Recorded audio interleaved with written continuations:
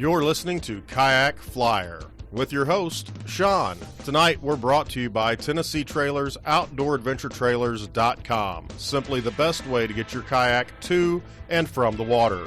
Bajuco Flats Fly Co. Simply the best custom-made fly rods on the market, always built to order just the way you want it. Find Bajuco Flats Fly Co. on Instagram and Facebook. StoneflyNets.com, made 100% in the great state of Arkansas with your choice of woods or burls. Stonefly nets can even be customized for that favorite fisher person in your life. Check out StoneflyNets.com for details. CutthroatFurledLeaders.com, the only leaders that I fish with. Cutthroat Furled Leaders are excellent for saltwater, freshwater, trout, bass, you name it, you can catch it with a Cutthroat Furled Leader. Head to CutthroatFurledLeaders.com, promo code KAYAK to save 15%. Adam, once again, we are back, and this is dropping later in July. The summer is almost over. So many things that I didn't get done that I wanted to.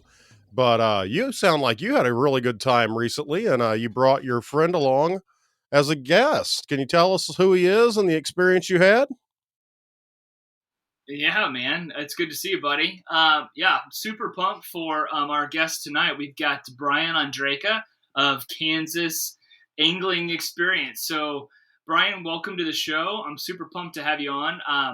I've followed you for quite some time, actually, just through, the social media channels on Instagram and YouTube. But what's kind of funny about this whole thing is we've got a mutual friend, Jordan, who I've known for several years, but you've known Jordan since like childhood. Like you guys ran around together, and our wives collectively came together and put together a cool Father's Day present. So Jordan and I got to go out with a guided trip with Brian for Father's Day just a couple of weeks ago. So it's kind of how this all pulled together, but it was an awesome guided time. I definitely want to talk about it, but welcome to the show, Brian. Pumped to have you here, man.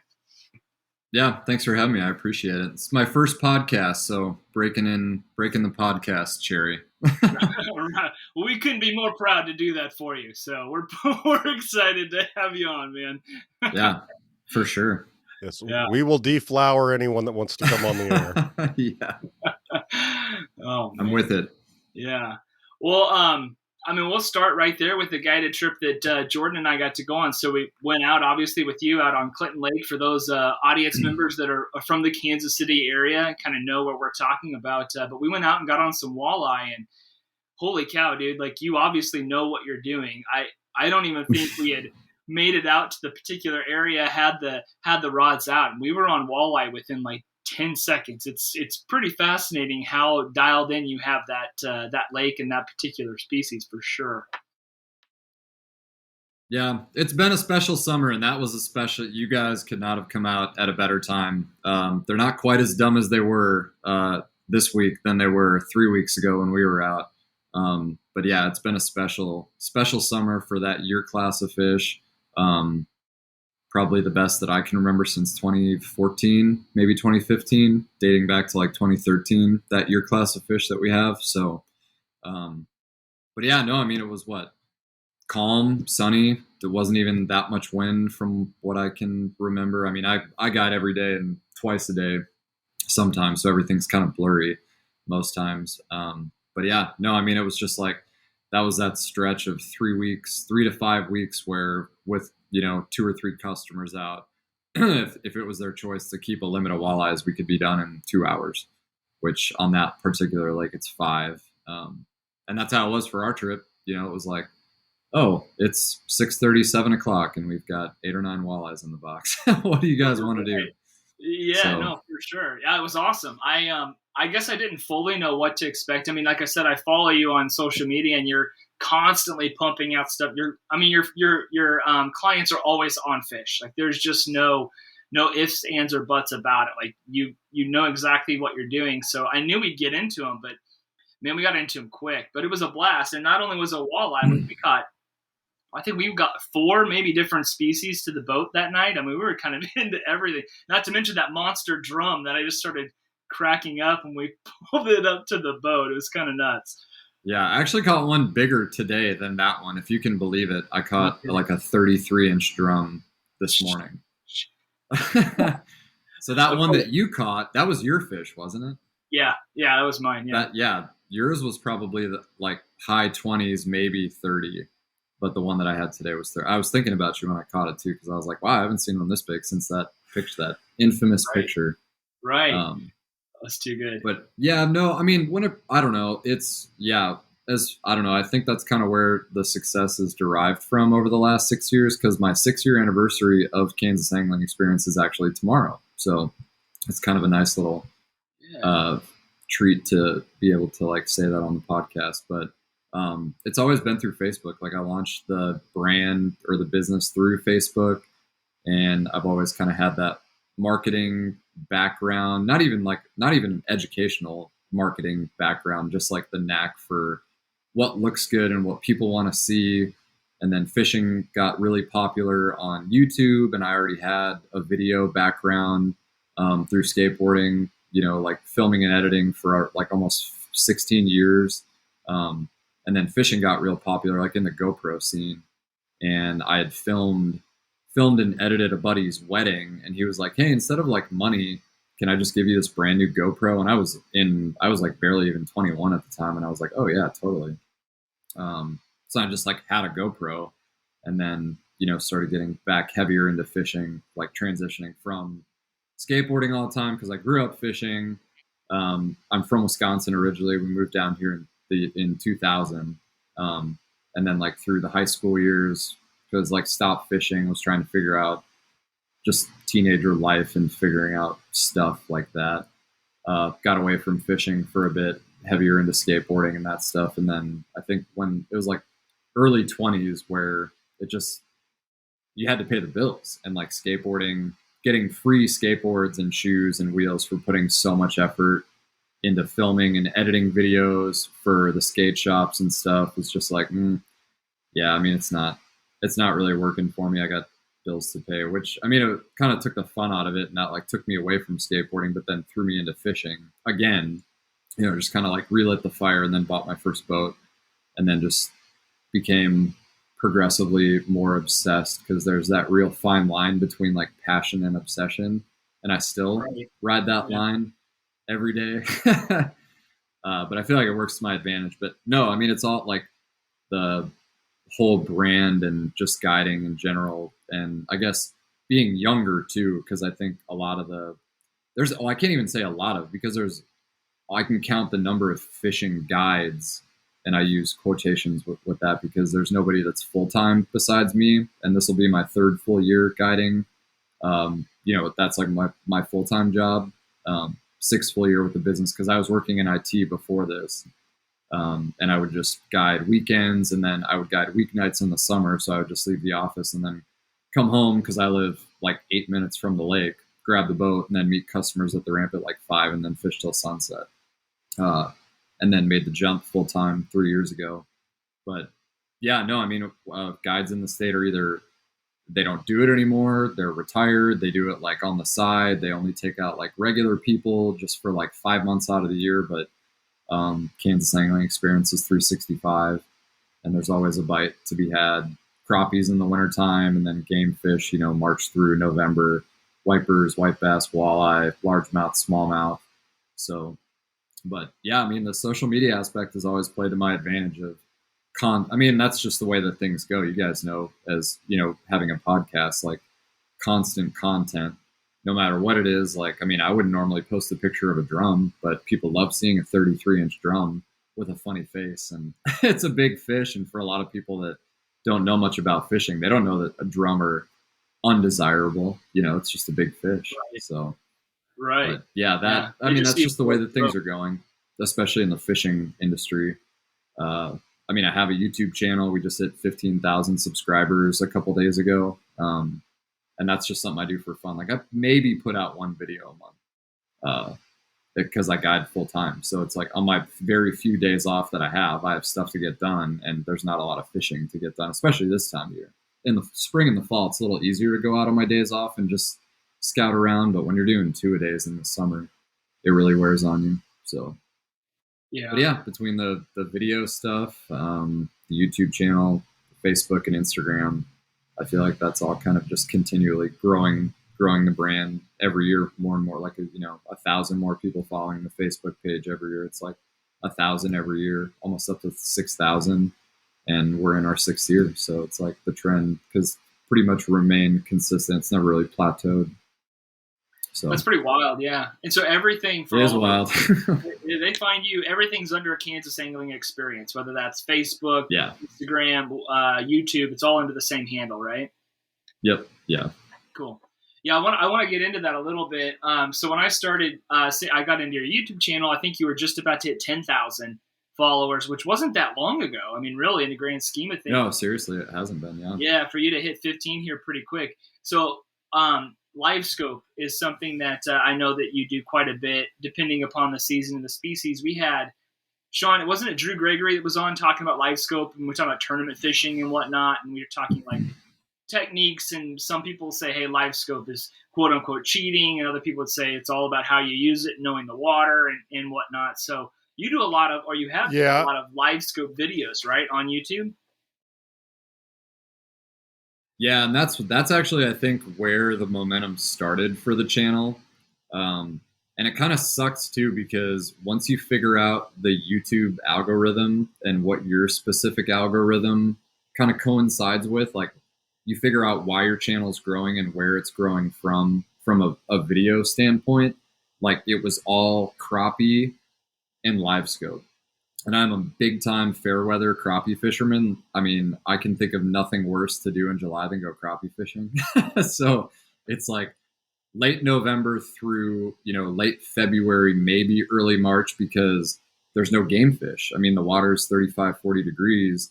I'm not going to go fish a jerkbait for largemouth, and maybe catch one fish in 6 hours and, twitch, pause for 3 minutes and then another twitch, pause. Like it's just not happening, especially from a client perspective. But everyone in Kansas goes apeshit for crappie fishing. So that's how I stay busy in the wintertime. But then you factor in live scope and just the way that I kind of figured out to like film my live scope screen with one GoPro and then have, my second perspective. With live scope gaining so much popularity, nobody actually wants to figure out how to use live scope themselves. They just want to watch a video on it, which that's how things are. Like if I have to go fix my toilet, what's the first thing I do? I get on YouTube and find a video on how to do it. It's the same thing. I don't want to go out and dial in my live scope settings by myself. I want to watch somebody else's video that's showing me how to do it, go in my garage, then go fishing. So all the Garmin specific videos have all taken off, and that's where I think a lot of my channel gained the momentum from, which is funny now because it's like if a smart content creator on YouTube was to run with that, they would do nothing besides what their algorithm is telling them what to do. But because I do this for fun, I'm not going to continue to do that. If I want to go make a wiper video when the crappie are biting, I'm going to go make a wiper video instead. So that's like, I just make whatever I want to make, and whatever paycheck I get from YouTube is just a bonus. I just create the content that I want to create, what I feel like I want to put out. If I struggle for a month, then you're not going to see a video for a month. I'm not just going to put something out where I talk for 12 minutes and catch one fish, but it's the same with the crappies. Like in the wintertime, there's going to be another big push of views and I'll have bigger YouTube checks, which like, I just don't care. But that's what is good in the wintertime is that live scope stuff. And when we're walleye fishing for 6 months, 5 or 6 months, I'm not using live scope. I did like 3 weeks ago, I turned my front graph on for the first time just to make sure it still worked because I hadn't turned it on forever with how much walleye fishing we've been doing. So what I'm hearing is every video we post up, no matter who the guest is, we put live scope and crappie in the title. Yes. Okay. That's what I mean. Hey, it's clickbait at its finest. Absolutely. That's good. Yeah, if nothing else, we're learning how to break down the YouTube algorithms. I love it. It's true. It took me a while to figure it out, but I guess I've got to look at that page sometime and see how to figure that out because I just keep posting videos up of the podcast and, sometimes we get people to watch them, sometimes we don't. We got a really just downloading of the podcast of listeners, but trying to get people to sit down and watch it has been a little bit harder. But I think that's, I don't know. I was just telling my girlfriend about that before we started, because she was surprised that it was like a simultaneous like video and audio situation where like, it goes to iTunes or whatever audio, but then it'll go to like YouTube or whatever platform, and then you can watch it via video. And like the podcasts that I like listening to also have a video stream, and those are ones that I enjoy sitting down in the living room and watching on video.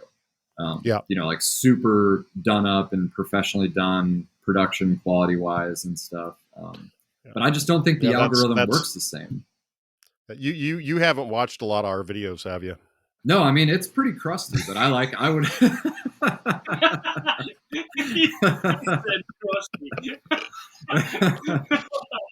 It's a little scuffed up, but it's my first one, so I have nothing to compare it to. Hey, you can only go up from here, Brian. So. I mean, I always exactly. Yeah. Yeah, we're the bargain basement of podcasts. That's the Great Value podcast. Yeah, exactly. Yeah, your first time's never your best time, buddy. Just remember that, all right? Yeah. Oh. No, I mean it is interesting when you talk about, and we've started to put ours on Facebook on the Kayak Flyer Facebook page. I've started to upload those. It takes forever to upload an hour-long video on Facebook. I'm just going to tell you that. But anyway, we've started to do that. So we'll share this over after it gets posted because we are recording this ahead of time. The audience knows how we work, so they're aware of that. But it is interesting how, especially Instagram and YouTube, have really changed how we see people fish, what our thoughts are of fishing, different flies that you might not have thought about trying, or different lures that you may not have thought about trying. And then you go and you watch these videos, and then next thing you know, you're hitting the water and trying those things, which you wouldn't have been thinking about before. So it is kind of interesting how technology has sort of really tweaked to the fishing industry. It has big time. Because it can go either way as far as social media is concerned in the fishing industry. I'll put myself right in the middle of it as far as like either for the better or for the worse. It's like that everywhere, because in my YouTube videos and even on my business page, the Kansas Angling Experience Facebook page, like I never actually say like, oh, we were out on this lake today and we did this, or we were out on this lake. Usually if people ask me what lake, I tell them Lake Wish You Knew is the popular one. Like Lake X got old after a while, but right. I mean, like the 6,000 or 7,000 acre impoundments that we fish on get enough pressure. So I mean, like the information's all on my website, and if people actually want to book a trip, obviously they're going to figure out what lakes. But as far as social media is concerned, like the fishing Facebook groups on Facebook, like Kansas Crappie Fishing or the Kansas Crappie Club or like Northeast Kansas Fishing Report. I mean, just the most giant pile of hot garbage I've ever seen as far as like, it's just like, I don't know. It's a double-edged sword because there's just so many people that are like, what lake, how deep, what color? Nobody actually wants to go out and just go fishing and figure it out. Yeah, they don't want to figure it out for themselves, right? Right. Yeah. So, but it's even more than that. Just like the what people post in there is just all trash. It's just like fishing memes. No one's actually really helping anybody in those pages. And I get dragged into those, like somebody will tag me in something and I'm not part of any of them anymore. Cause I really don't need to be at this point, which is like a blessing to not have to like go promote the business, every day in these fishing Facebook groups just to get business. But yeah, I mean, as a fishing guide in a state with small lakes like this, you don't really gain a lot of fans, especially from a local's perspective. Which at this point, I just think it's funny anymore. It doesn't really bother me. Adam, you follow me on Instagram long enough to see the stuff that I post on stories every now and again and stuff, or like just. It's pretty fantastic, honestly, bro. Like it's fantastic is a word. Yeah. Like, yeah, I love it. He'll have his camera pointed at him, and you'll see a boat that's like, it can't be more than like 20 or 30 feet from you, just like following you around is what it looks like, just looking for the honey holes. Like find Brian and his boat, and then that's where the fish are, and you'll see 5 or 6 boats just around him. It's pretty great. It's brutal. See, there was a Facebook page, a regional Facebook page that I was a member of, and anytime somebody would post a picture 30 people would try to guess where you were at, and then one guy would get mad because you posted a picture of someplace that he occasionally fished, Right. and it was going to be blown out now. Yeah. And it's like, man, It's a lose-lose situation. It's like you tell people and people are mad. You don't tell people and they're also mad and think that you're too good for everything. So that's why I just make it funny. As funny as possible. Because more people are going to think it's funny than people are going to get butthurt about it. So, yeah. And I think you figured that out really well. It is funny. So, but that's why I say, from a social media perspective, yes, it has its benefits from my side of it as a small business owner and marketing and whatnot. And then on the core side of it, we've kind of lost the core side of it in a sense, where nothing is really sacred anymore, which is fine as from a locale kind of perspective, where you're going or what you're doing, but it's more of just figuring it out on your own. The sneaky little techniques, the little nuances about this, that, or the other, to make you more successful than the 6 other guys that are 15 feet up your ass on the lake. Right. So, based on the name of our podcast, obviously Kayak Flyer, kayak fishing and fly fishing, those are things that we talk about quite a bit, which is obviously different than from what you're doing on the daily basis. But if my memory serves me correct, you've had somebody out as a client who wanted to go out and solely fly fish in the past. Has that happened more than once, or is that on one occasion? Or am I making that up? No, I've had several. And I still have at least 2 or 3 regulars every year that will book something specific. And they're always really cool about it too. I always tell people this, they always know what they're getting into when they book a trip.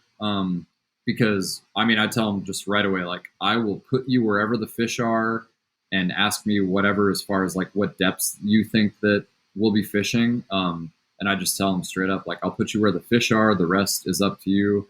They totally get it. A lot of them don't even care if they catch anything, but they want that offshore opportunity, because nothing we actually really do, with the exception of smallmouth bass fishing in the spring and the fall, is up shallow. It's all offshore, especially the wipers and stuff. So, for example, this year, just to start from the beginning, in January, Dave Pitt, he's part of Casey Flats Co., which is a small group of guys that fly fish.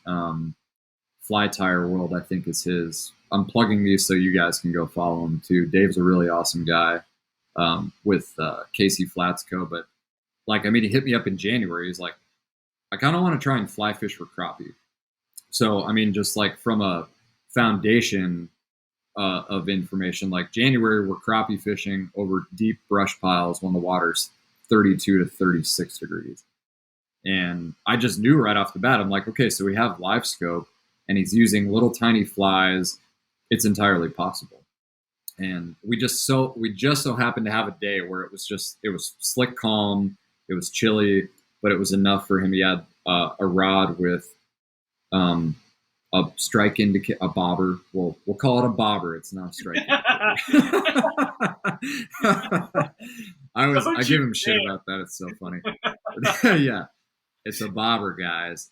It's a bobber. No, he had a strike indicator, with a little fly, but then he also had a sink tip line, and it was working, but the flies are so small, and I'd set up away from the brush pile enough to where live scope was pointed right at it, would give him his line, to say okay, cast it out this way. And then I'd move live scope around, find because I had him put a split shot on it too, so it was easier to see. So instead of just looking for the tiny little fly, you had the split shot to track on the way down.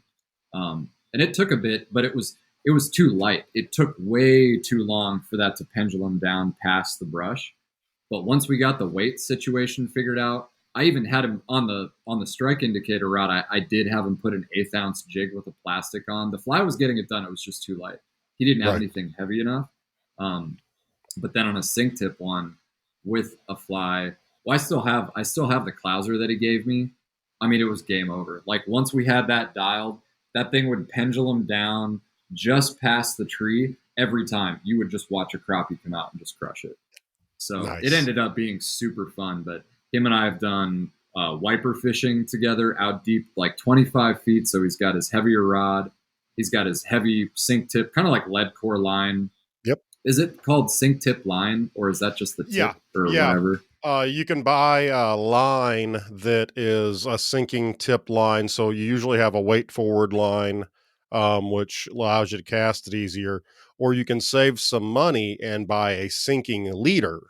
Right. If you go over to one of our sponsors, cutthroatfurledleaders.com, and save 15% with promo code kayak, you can grab a sinking leader, and that'll get your line down too. Yeah. No, I mean, but it's been, and then a couple of years ago, same thing, wiper bite, sink tip line, but then he had one that was rigged with, like a popper. So when the sun started setting, we had white bass and wipers coming up on the surface, and for whatever reason that night, they were just missing the popper. I think they wanted something really fast, and the popper, he just couldn't strip it fast enough for him, so that those fish were so crazy active that they were just missing it. It was fun to watch. There's actually a really neat trick for that. A friend of mine was fishing for ladyfish, and what you do is you put the fly rod under your arm, so it's up underneath your armpit, and then you just overhand constantly pull that. He was using, of course, for ladyfish. It was a minnow pattern, but you just pop that popper just as fast as you can using two hands on the line. And that might be something that would work, but I'm really interested now in coming up and going after the wipers. Now that I'm hearing somebody doing it on the fly rod. Yeah, wipers on the fly rod would be sweet. It's amazing to watch. I have several videos on my Facebook page from when we were catching them, because it's people like that, like especially Dave with KC Flats Co., where they hit me up with a specific goal. They have no expectations. They just want to put forth the most effort to do it. And even if it's only one or two fish, it's always so rewarding. But like his trips, I have my schedule on my other screen right here. He's out with me next Wednesday in the evening. So he's going to have his fly rods, and I'm going to have to break it to him that the wipers have been ghosts for like 2 months. We caught a random one yesterday trolling crankbaits. But either way, I mean, it's a possibility with the walleyes too. But yeah, I mean, everyone always hits me up with like what they want to do, no expectations. They just kind of leave their faith in me to give them the best opportunity at it. And then when it's a success, it's just really fun. So fly fishing is not my thing, and I don't foresee myself doing it, but I have the respect for it enough to be able to just take them out and get it done. Yeah, it's not for everybody. I mean, only the cool kids are doing it. Right. Yeah. I mean, conventional tackle is so 1908. I know. So last spinning century. Reels. No, drags. Who needs a drag? Exactly. Just give me the fly rod. Get me my little basket. I'll put my little basket here to strip my line into. Telling you what, that's the way to do it. Hey, I'll put Patagonia on and Arvis and just whatever. Isn't that, or Jarvis or Arvis? Orvis, yeah. You've got to look like that's what it is. You got to pay your $3 to buy a trout tag at a park to catch trout that have been put in there the night before while you're wearing your full Orvis gear. Yeah. That's when you know you're a real fly fisherman. Probably driving a Subaru Outback also. Oh, yeah. It's got the mileage, and you really don't need the ground clearance because there's no gravel in the parks. You love to see it. You just love to see it. It's a beautiful thing. Hey, Brian, you got on some trout this winter, though. I saw that. When you see Brian ice fishing for trout in YouTube videos, he is in a state of extreme desperation for content. It was awesome. Big time. No, it was brutal. That was in February when we had that really hard freeze for 2 weeks. To where even the power plant lakes that I got on completely froze. The warm water power plant lakes locked up. I couldn't do anything. And I mean, I was in my house for that long, and I'm like, so that's why I always tell people, like, if you see me ice fishing for stalker trout, I'm not the same person that I was the week before. It is fun. I mean, kind of. If you have Fireball, it's fun.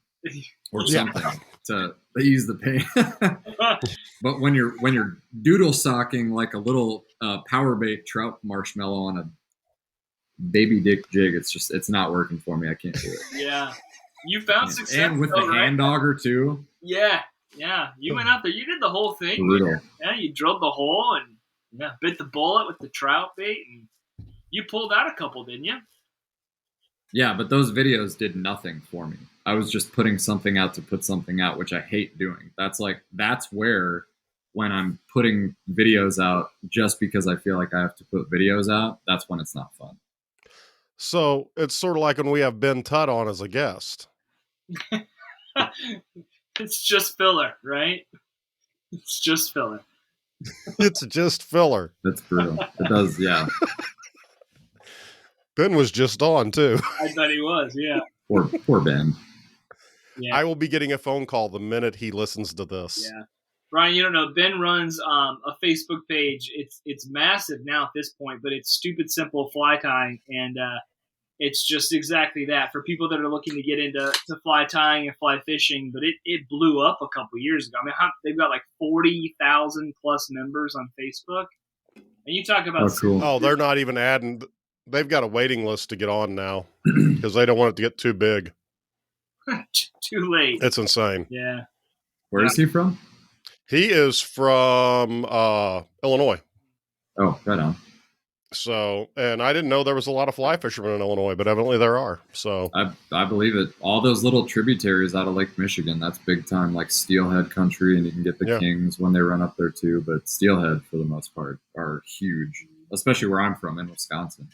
Any tributary that comes out of Lake Michigan. I guess it's not really that far from the driftless area of Iowa either, where they're at. That's because they're on the western there. side of the state. So yeah, I think that's all relatively close. So Brian, you caught your personal best walleye. Was it this year or was it last year up in Wisconsin? Yeah, it was the last week of March this year. Yeah. You want to walk us through that? Tell us. Made a run up to I mean, it was like I've kind of gotten to a point now where like from a guiding standpoint, to just stop just thinking that I have to be out there every single day. It wasn't until this year where I like designated Mondays and Fridays as my day off, and then pre-planning early in the year trips that I want to take. Like I go up to Sturgeon Bay every year in May. It's usually May. This year or this next year I'm going to go earlier, but it's always May for smallmouth bass. And then this year I made it a point to get up there for, I don't know, I hate the term walleye run, but it's when all the walleye from the Great Lakes move up to spawn. But when you want to hit it is pre-spawn. I mean, you don't want to get up there when they're in the river spawning, because then it's pointless. And then post-spawn, all those 10 to 12 pound fish are then 7 to 8 pounds and 31 inches long. So I planned that, and then went up there, and I just knew from the forecast that I was going to get boned by a cold front because it's the Midwest in the early spring like that. But yeah, no, I mean, I even being from Wisconsin before, we just never really had, I shouldn't say we didn't have the opportunities to get up to Green Bay, I mean, which is trophy walleye country. I mean, I suppose anywhere in Wisconsin you can catch a big one, but Green Bay is where they just grow them extremely big. And I mean, it's it can be really easy to do. Go up there and catch your 30-incher. And that was like the one goal that I had. I was like, I'm going to go up there for 3 or 4 days and catch my personal best walleye. And I was like, I don't want to go home until I actually do it, which like was not feasible because I'm starting to book trips for that time of year in March, April, and January. So I can't just say, well, nope, I guess we're just going. There's nothing on a whim. Everything now has to be pretty much pre-planned. But yeah, no, I got up there, and that first day, well, I got up there super late. It was a long drive because when did I leave? Because I was at your house that night. I left at like midnight. Yeah. I left like after midnight and drove overnight for whatever reason, which like is fun when you're younger. And then I'll be 34 this year, and now I never want to drive in the dark or when I have to drive that long. It took me like 12 or 13 hours to get up there, which like should be a 10 and a half or 11 hour drive normally. But that day I got up there and I didn't get there till like 1, got settled in, but the wind was blowing. And that's the thing with the Great Lakes is like, you have to play the wind. And every bite that you have on the Great Lakes, especially that time of year, is so wind driven as far as blowing water temperatures around on the lake. And that's what you're looking for as it pertains to like pre-spawn fish is warm water. So if you're fishing 34-degree water and you find a small pocket with 35, that's where those fish are going to be. So you're always trying to follow the wind around. And if the wind is blowing one day and then it's not blowing the next, you're fishing where the wind was blowing the day before, because that's where those fish are, even if it's slick calm. So that day that I got up there, the wind, I mean, there were small craft advisories on Lake Michigan, and my 18-foot boat, aluminum boat, like, no, it's not happening. So I just fished a tributary and caught a couple. But my main goal is to get out on the bay itself, because I'd never been on Green Bay. Even growing up in Milwaukee, where I'm from, we'd never been on Lake Michigan in Green Bay. I grew up on Lake Michigan out of Milwaukee in the harbor, catching kings and lake trout, steelhead, cohos, brown trout, because we had a boat in the port. But Green Bay is obviously 3 hours north. So that the very next day, that's when everything happened. It was like a weird kind of like prefrontal day. It was cloudy and the wind was blowing, I think, from the southwest. And where I was on the west shore of Green Bay, it was just protected enough for me to get out there. But it was blowing all that warm water out. So like that was the day to be there, because all that warm water was going to be gone the next day, because it was going to blow all that warm water out and the fish were going to follow, and then they would just wait until the next wave. But yeah, I mean, it took me like an hour, and I was just using side scan and found pods of fish and just slid around, and then just set the hook that next time. And it was a 30-inch, 11.25-pound walleye. So that was wild. I have that video on my YouTube channel. It's funny too, because I remember when because I caught so many fish that day. I've never had more fun walleye fishing ever. I mean, I had a fun day in Kansas, almost like that, the very next month after that, but that was wild. But I didn't edit anything out of that video. No swear words, no nothing. It's like raw. It's long. I didn't want to take away from like the raw emotion of me losing my whole entire mind over that one fish, because I made such a long trip for that fish, and like I'd already had kind of a tough year leading up to that. So that was just like I peaked. 2021 peaked right there. It did not. I didn't peak, awesome. But it was like the peak at the time. It was funny too, because I was by myself. Like I didn't bring the dog or anything. I was totally by myself. So obviously I do what I do with all big fish, netted that fish, left it over the side in the water. And I'm just like, I FaceTime my girlfriend, because I literally told her, if I catch a 30, I'm going to FaceTime you. Like I'm going to lose my mind, potentially probably cry. But kept the fish in the water, happy and healthy. Because the thing with Green Bay, those walleyes are protected all the way up until May 5th. So it's a trophy limit, what they call it up there. So if you actually want to keep a fish, you can only have one fish over 28 inches until May 5th, because everything else goes back, because they have 100% natural reproduction. So those big females, like that one that I caught, she was chock full of eggs, like 30 inches, 11.25 pounds with like a 19.5-inch girth. Right on the tail front of a full moon, she probably dumped her eggs that following day. Like she was ready to pop. But anyway, all those fish are protected. You can't keep anything. But yeah, I left it in the net. And I was like, how am I going to even take a picture of this fish? So I'm like, that's the thing about the area that I was fishing in. Any bay on the west shore around that time of year in Green Bay, hundreds of boats. Everyone's up there for the same reason. But what I like about up there is that nobody's actually tailpiping anybody. They all are looking for the same thing. They're all driving around. They all know to look for warm water, use their side scan, look for pods of fish, because just because there's 3 boats in an area in 7 feet of water doesn't mean there's going to be fish there, because when you're that shallow, those fish are going to feel the pressure of the boats and just scatter. So if you can get away, do your own thing, find those small pockets and use your side scan to find those fish, you're going to catch them right away. And that's when I caught that big one.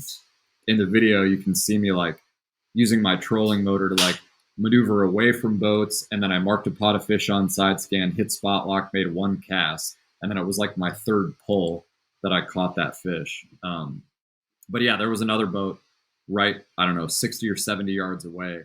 And I kept the fish in the net over the side, used my trolling motor, went over to them, and I'm like, hello, can you please take a picture of my fish? Like, I really don't want to inconvenience you, but I'm all by myself and I've never even seen a walleye this big in my life.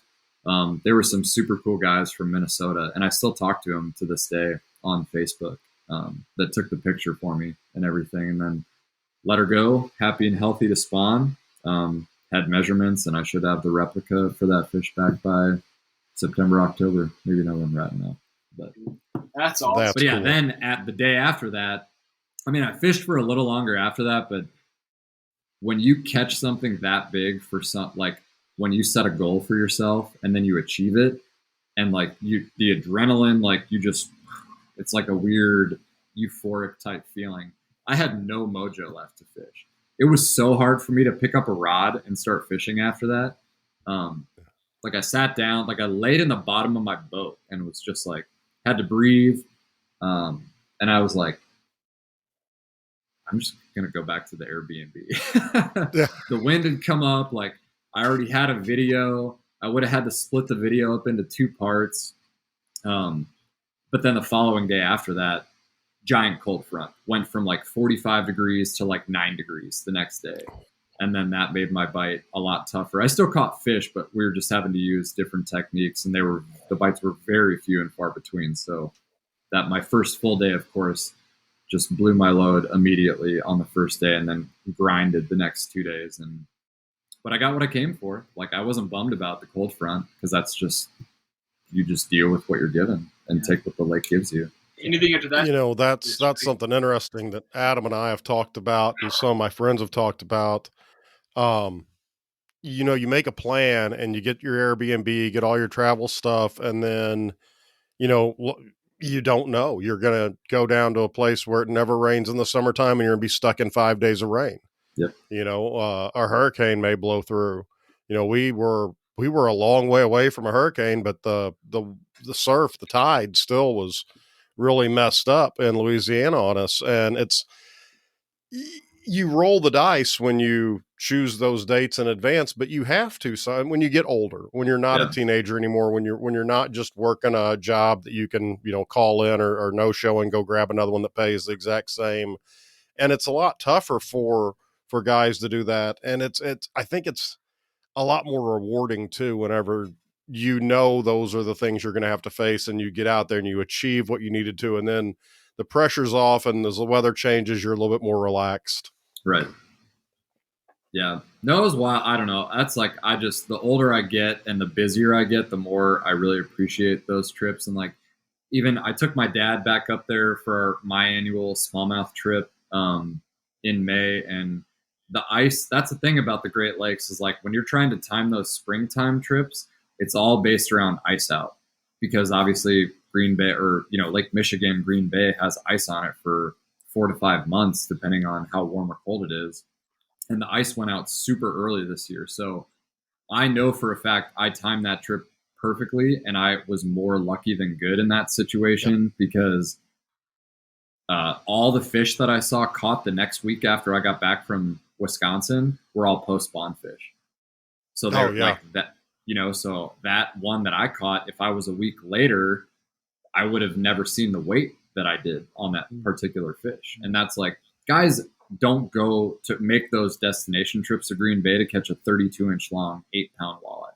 They go to catch a 32-inch long 14-pound walleye, right, full of egg weight. But then with my dad, you know, ice out was early, so the smallmouth, like ours was the week of Memorial Day, leaving the week, that Friday before Memorial Day weekend, because Door County up in Green Bay is just basically like Lake of the Ozarks. Memorial Day weekend, it's just insane. But all the smallmouth were on beds when we got there, and like bed fishing is fun to do once, but when you're catching fish that have been caught 40 times in the last 6 days, it's really just not fun. Yeah, so we've had a lot of conversations about that on here, and the ethics of it and different things. And it's one thing in a lake, you know, and especially the guys that are tournament fishing, and, you know, they're pulling these fish off the beds and then they're dumping them back, you know, 50, 60 miles back off, and that bed's blown. There's Right. nothing that those fish aren't going to make it. Versus doing it along a river where nobody's out there because it's still way too cold for most of the people to get out, and it's not keeper season yet, so they're not going to mess with it. Yeah. And so there's a lot of people get, and again, it's posting a picture of a fish online.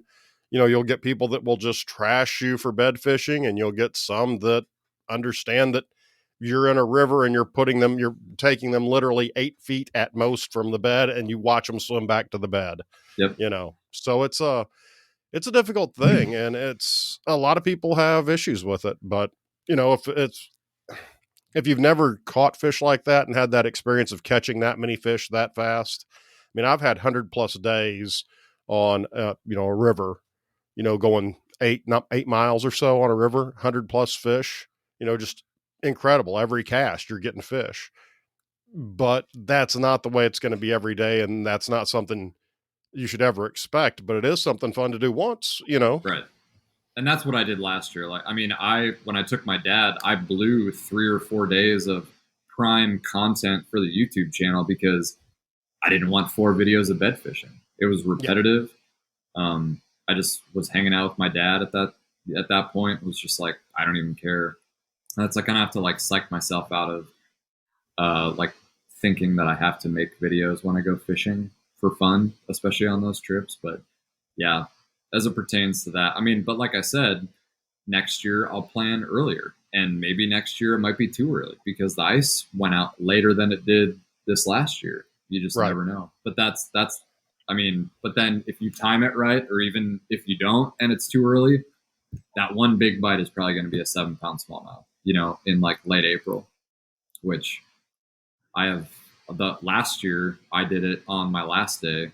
5.89 was my personal best smallmouth, and it was still pre-spawn right after a giant tournament, the Sturgeon Bay Open up there, which is like 150 boats.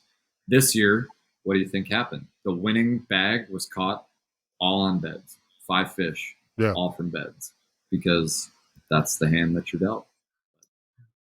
That's not why I go up there. I mean, it's like I said, we can't bed fish in Kansas. There's like one lake in the state that I know that you can go bed fish for largemouth. But that's pretty much it. So last year I had good videos of catching bedfish in Sturgeon Bay, smallmouth. But this year I was like, try again next year. Plan earlier. You mentioned were getting a replica made of your walleye. Yeah. Do you recommend to your clients to do that? Oh, like I don't let people keep any big fish. Like, so for example, like walleyes over 21, they go back. I let Jordan keep his Adam on our trip. I don't remember if it was I think it was probably right at 21. But yeah, any walleyes over 21, any wipers, hybrids, whatever, they go back over 23. All largemouth, smallmouth, they go back. We have all the tools on board to take the proper measurements, like if they consider their fish to be a trophy. But it's even on my website. Although it is your legal right to keep these fish, these are my boat rules, and this is why. So, a very selective harvest, conservation-minded kind of outfit from my side of it. Have you gotten any blowback from that? Maybe like once, but just by Jethros that I really don't care about. Like, oh, it's my legal right to keep these fish, and I just don't care. I'll give you your money back, and you can go back to the ramp, and I'm still going to let this fish go. Right. So, is there a certain place that does replicas that you would suggest to somebody that that is going to fish like that? Well, I guess it just depends on where you're at. I'm biased because like some of the best reproduction guys are all based in Wisconsin, or in the North Country, like Wisconsin, Minnesota, Illinois. I sent mine to Lax Reproductions, Rick Lax, up in northern Wisconsin. But if you do enough research, I mean, it's just like I have researched and looked at so many pictures on Facebook over the years to know that, because I have one skin mount of a northern pike from when I was like 8 years old, but that was back before replicas were even a thing. Right. Yeah. Everything was skin mounted back then. But yeah, I've had enough time now to like watch all that stuff on social media to know like who I'm going to go to and for what. Because you can pick, I mean, there are like literally just websites. You'll never even talk to a human being. You'll just like pick out what you want your mount to look like. And then somebody, like almost in an assembly line is going to airbrush that thing real quick, and you're going to have it in like 2 or 3 months. So do you have to have like real specs, or can I like make up specs for like a fish so that Adam can claim that he's caught a trophy and I can have it mailed to him? You absolutely can. And they're like, even the guy that I sent mine to, Lax, like on his website, he has a gallery of pre-made fish. Well, there you go, Adam. There you go. That's how you. I'm gonna get you a trout with a sail fin back fin, and a billfish's nose on a brown trout. We can go halvesies on just a giant drum. Oh yeah. That can be the backdrp for the podcast. Yes. Like in his girlfriend, in his wife's closet that he's sitting in right now. That's exactly where I'm at. Did you guys? Oh, I'm so good. Did you guys keep the drum though? Seriously. You couldn't pay me 3 times my guide rate to keep a drum. I wouldn't do it. You've never eaten them, huh? No. If it's clean water, they taste just like redfish. But I can still catch a walleye and a crappie. And I know. I'm just saying they taste like redfish. Well, I've also never had redfish. So. Oh, they're really good. You put blackening season on them; they're really good. Well, you can season the shit out of anything and make it taste good. I'm telling you, a drum is not a bad fish. I've heard they're a big pain to clean, though, is the one thing. Not any more than a redfish. I mean, their scales you got to get through all that. You know what I mean, and not cut your hand. But yeah, it's not bad. Hungry. I can go to Aldi too. Dude, I'm just trying to help you out. I'm just trying to help you out. I don't need expand your horizons. I know. Oh man, I don't think I can be seen at the cleaning station with the drum. You've got a reputation to that will go viral. Yeah, that will. Kansas Angling Experience is now desperate enough to keep drum for his clients because the bite was tough. No, but they are a fun fish to catch. They are fun, especially like I said, if you happen to find your way to the Kansas Angling Experience Facebook page, the one that I caught this morning I think that was my personal best Kansas drum ever, and I've caught some big drum, smallmouth fishing mostly, but yeah, that's what I've caught a bunch of big ones in Oklahoma. On was it the Lower Mountain Fork, I guess is the name of the river, and you'd see a group of smallies, and you'd throw a Ned rig, and man, the drum would just knock those smallies out of the way and hang on. You're going for a kayak ride. They were nuts. It was wild. It was a great time though. Great fun. It is fun. So, but now, I mean, I've caught so many of them. As soon as they hit, I know. Even when we're trolling, I can just tell by their big, dumb, stupid head shakes. Wow. Yeah. Yeah, I'll tell you. That's I mean, I like to catch them. It's impressive going out with Brian because the second that you have something on, he knows exactly what kind of fish you're onto immediately, just based on how the rod is performing. It's pretty impressive.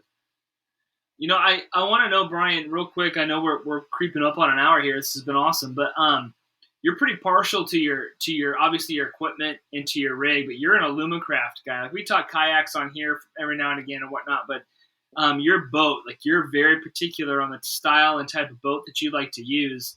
You want to talk us through that a little bit, maybe the whys or the reasonings behind whether it's guiding or just fishing out of it in general. I'd like to know a little bit more about that if you're cool to go into that.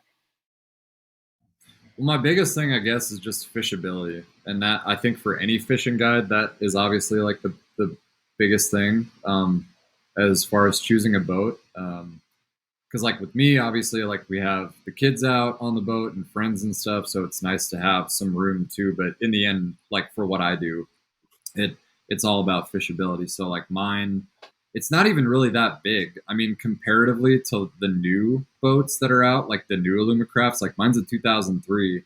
I'm just not a big new boat guy unless a company wants to give me one to use every year that I can just sell and then upgrade and sell and upgrade and then start making money from it, like on a pro staff perspective. But I've never had a boat payment, and I don't ever want one. It's nice to have a boat that's paid for and used and scratched up and whatever. But, width is huge. Like my boat's 88 inches wide, which like all the new ones right now are 96. So if I had an extra I mean, we could all use an extra couple inches, but that it's no, I mean, I'm just a big deep V guy. When we first moved to Kansas in 2000, there were like no deep Vs anywhere. It was all like flat bottom mod V boats, like duck style boats, and we're just like, what the fuck is this? But then now it's so funny because over the years, people have realized like, oh, it's Kansas and the wind always blows and it's always rocking out there. So we need something more stable and comfortable. So deep Vs like trackers got real popular. Like trackers, just like your baseline deep V that you can just go buy off the showroom floor at Bass Pro Shops, like all welded hull, mostly trash, not something that I would recommend to anybody. But they got real popular. So it's all about, I mean, I started fishing the lake that I guide on in like a 15.5-foot tin boat with like a 25 horse pull start Johnson, yanking my Johnson at the dock.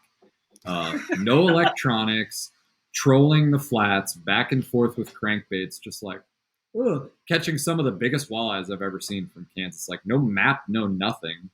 They were just like, yeah, the flats are over by the island. Just go over there. And I'm like, okay. And then I just kind of grew from there. But no, I mean, like it's so funny because yesterday I had 3 guys in the boat and the wind was blowing, like the wind came up out of nowhere, blowing like 20 from the northwest, which on that lake can be pretty sporty. And we're running a 6-rod trolling spread because that's all we could do. I mean, there was no like, Adam, when me and Jordan were out, we were about bottom bouncing, going real slow. There was none of that yesterday. It was like we had to just go for it. I just remember thinking to myself, like, you get 3 like bumbling dudes in the boat that are not used to being out in the wind and waves. I'm like, I need a bigger boat. But with a bigger boat comes a bigger garage, and with a bigger garage comes a new house and this and that. But storage is obviously huge. I wish I had a rod locker bigger because, I mean, I got 4 new trolling rods in the mail today, and I'm just like, well, we just keep stacking them on. But yeah, I mean, for anyone that's trying to get into a boat, the deep V is the way to go. Unless you're a duck hunter or something and you want to multi-purpose the boat for whatever reason, but something that's wide, something that's deep, obviously. Older folks seem to be more comfortable in a deep boat, in big waves and stuff. So, but that, I mean, it's all personal preference. I hear you talking about the need for more room, and I just wanted to let you know that I won something the other day.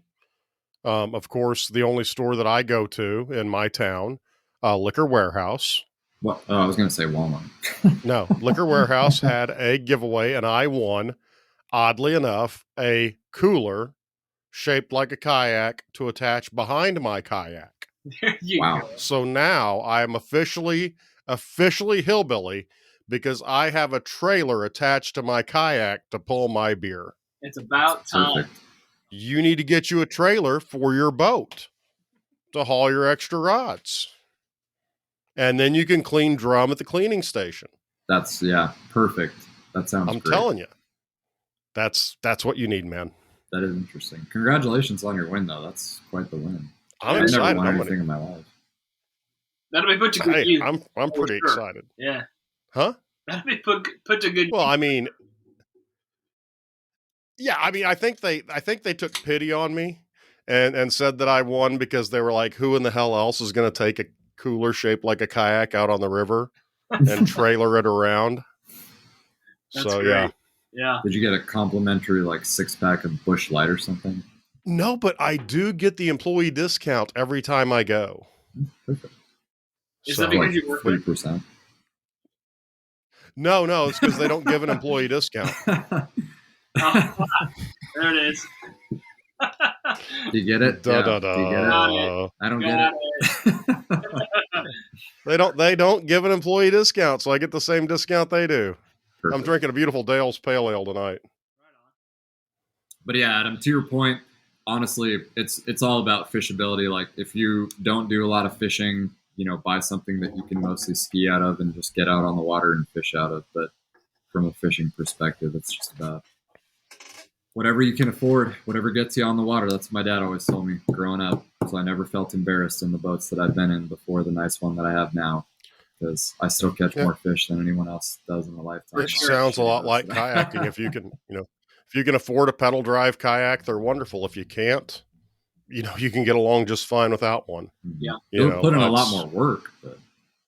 Yeah, but I mean, a buddy of mine has a Jackson Bite FD. He can take off across a lake. Oh my Lord, it's insane. And I'm still paddling.